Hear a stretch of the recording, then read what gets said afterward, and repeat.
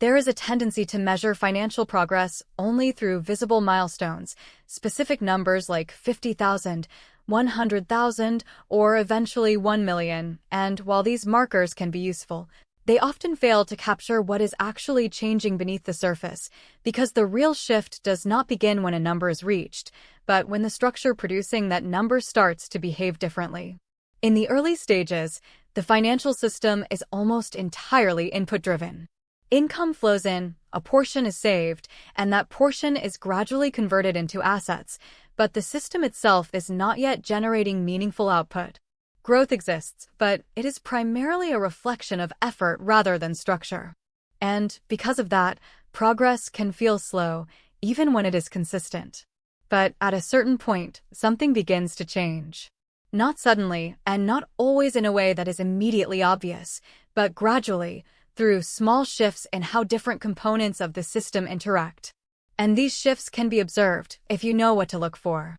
The first sign is that your investments begin to contribute a noticeable portion of your total growth. In the beginning, nearly all increases in net worth come from what you add manually, from savings and contributions, and the role of returns is minimal. But as the base grows, returns begin to represent a larger share of the total change. At first, this may only be a small percentage, but the significance is not in the size, it is in the transition. Because once returns begin to matter, the system is no longer purely dependent on input. It has begun to generate output on its own. The second sign is that time starts to feel different within your financial system. In earlier stages, time can feel like a constraint, something that must pass before results appear. But as compounding begins to take effect, time becomes a contributor rather than a limitation. Periods of inactivity, where no new capital is added, still result in growth. This changes the relationship between effort and outcome because progress is no longer tied exclusively to what is done in the present. It is influenced by what has already been built. The third sign is that small percentage changes begin to produce meaningful absolute results. When the base is small, even strong returns result in relatively small gains. But as the system grows, the same percentage begins to generate larger and more visible outcomes. This is often perceived as acceleration, but it is simply the effect of scale. The underlying rate has not changed, but the impact of that rate has increased. And this creates a shift in perception, where growth begins to feel more tangible, even though the process itself remains consistent. The fourth sign is that your financial decisions start to become more about allocation than accumulation.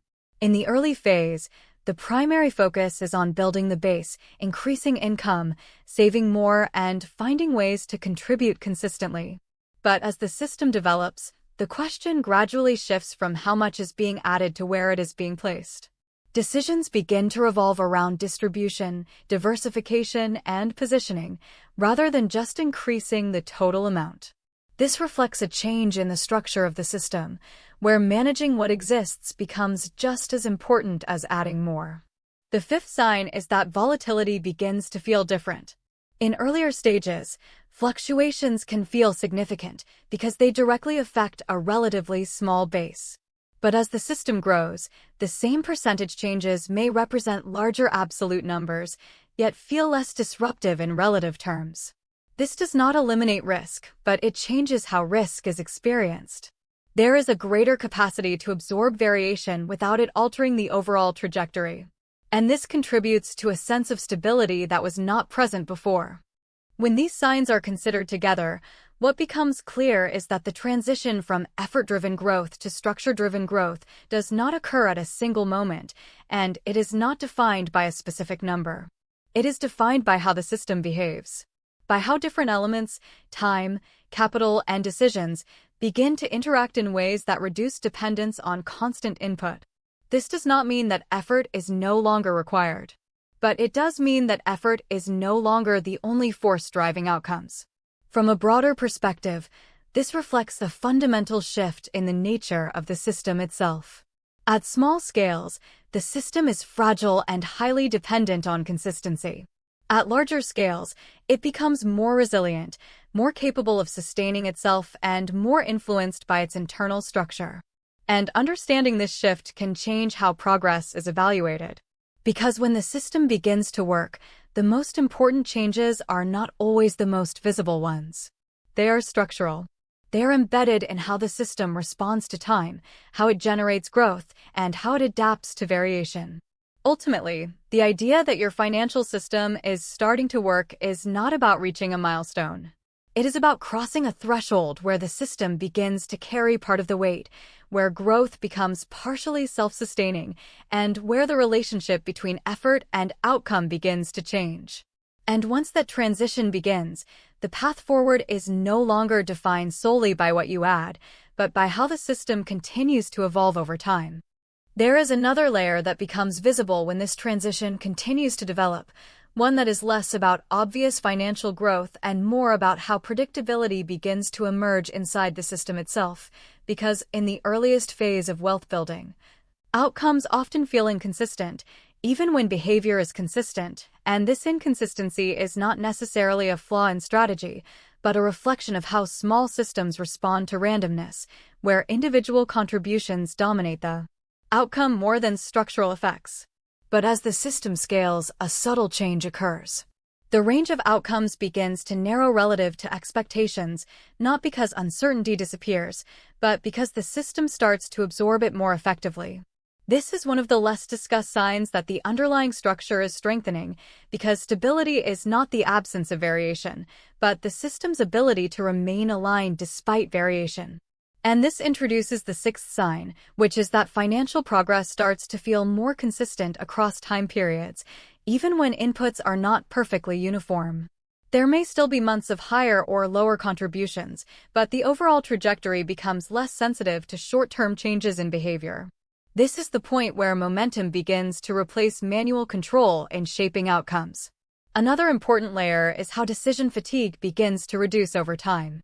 In earlier stages, financial decisions often require constant evaluation because every choice has a relatively large impact on the system as a whole.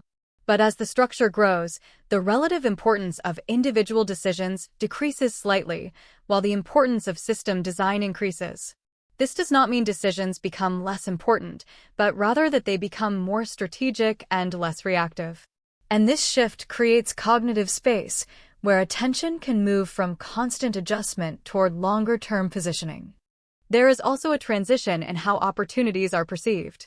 At smaller scales, opportunities often appear urgent or scarce, creating a sense that each one must be acted on quickly.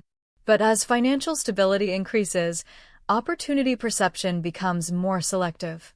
Not every opportunity is treated as equally important because the system itself has more constraints, more priorities, and more structure to maintain. This filtering process is another sign that the system is evolving beyond pure accumulation. It is beginning to organize itself. And within that organization, another subtle dynamic emerges, which is that financial setbacks begin to lose their emotional intensity.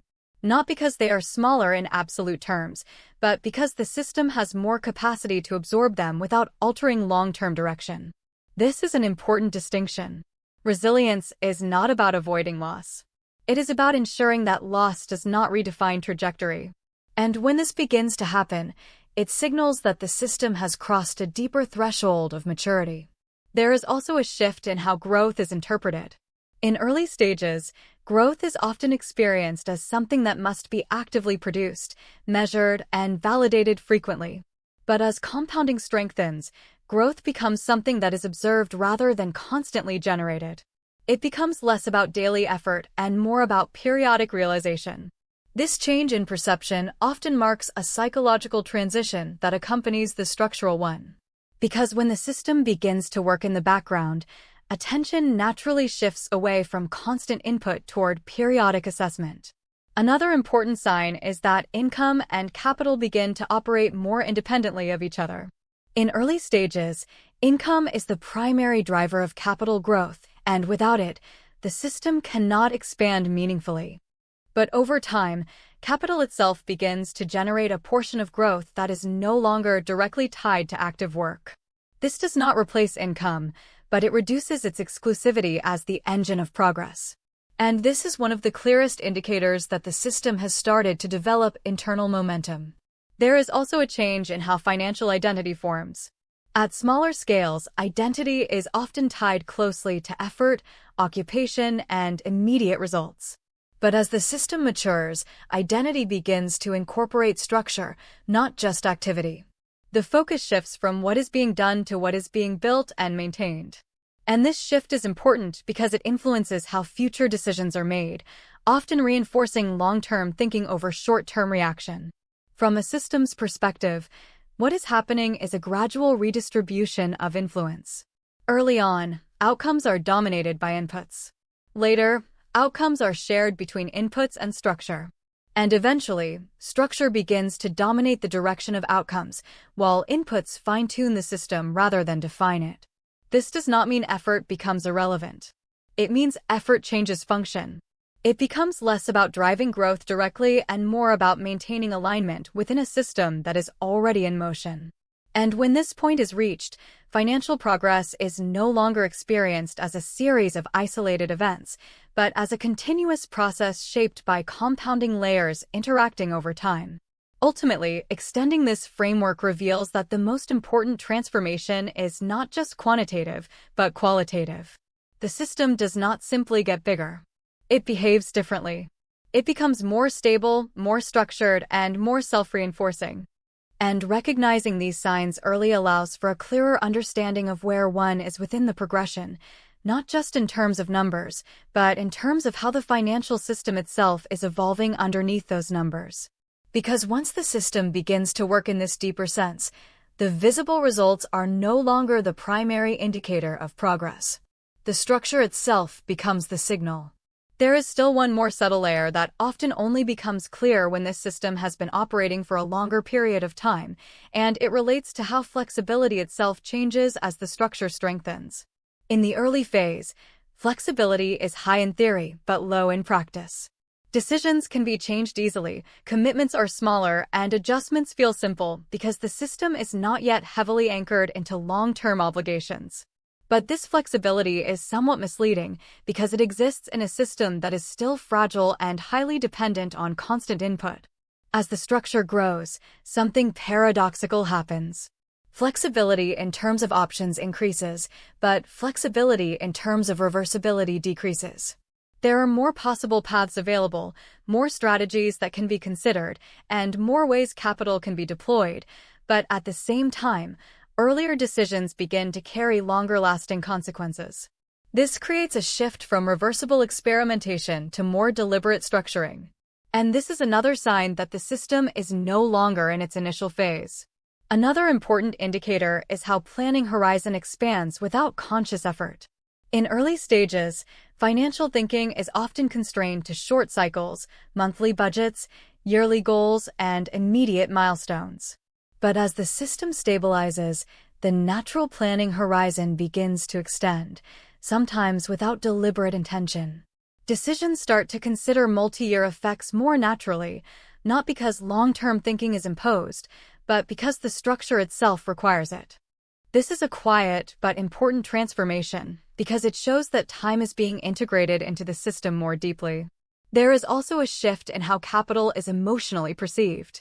When capital is small relative to needs, it is often experienced as something fragile, something that must be protected carefully at every step. But as the system grows, capital begins to feel more like a working structure rather than a limited resource. This does not reduce responsibility, but it changes emotional framing, where decisions become less about fear of loss and more about optimization of flow. And that change in framing influences behavior in subtle, but important ways. Another layer involves the relationship between consistency and tolerance. In early stages, consistency is critical because small deviations can significantly alter outcomes. But as the system grows, there is slightly more tolerance for variation in behavior because the structure itself smooths out some of the short-term fluctuations. This does not reduce the value of discipline, but it changes how discipline expresses itself. It becomes less about perfect repetition and more about maintaining alignment within a larger system that has its own momentum. There is also a final structural signal that becomes more visible over time, which is that financial outcomes begin to feel less tied to isolated decisions and more tied to the cumulative design of the system. Individual choices still matter, but their impact is distributed across a larger framework. This means that no single decision defines the trajectory, but the pattern of decisions over time does. And this is where the idea of system design becomes more important than individual optimization. Because once the system reaches this stage, the focus naturally shifts from maximizing isolated gains to ensuring that the entire structure continues to function coherently under different conditions. Ultimately, extending all of these observations leads back to a central idea. The journey from early financial activity to a self-sustaining system is not defined by one breakthrough moment, but by a sequence of gradual structural shifts. Each sign, whether it is increasing contribution from returns, expanding time horizons, reduced sensitivity to volatility, or changing decision frameworks, represents a step in that transition. And when enough of these shifts accumulate, the system stops feeling like something that must be constantly driven forward and starts behaving like something that evolves on its own trajectory. Because at that point, progress is no longer just the result of effort applied over time. It becomes the result of structure interacting with time.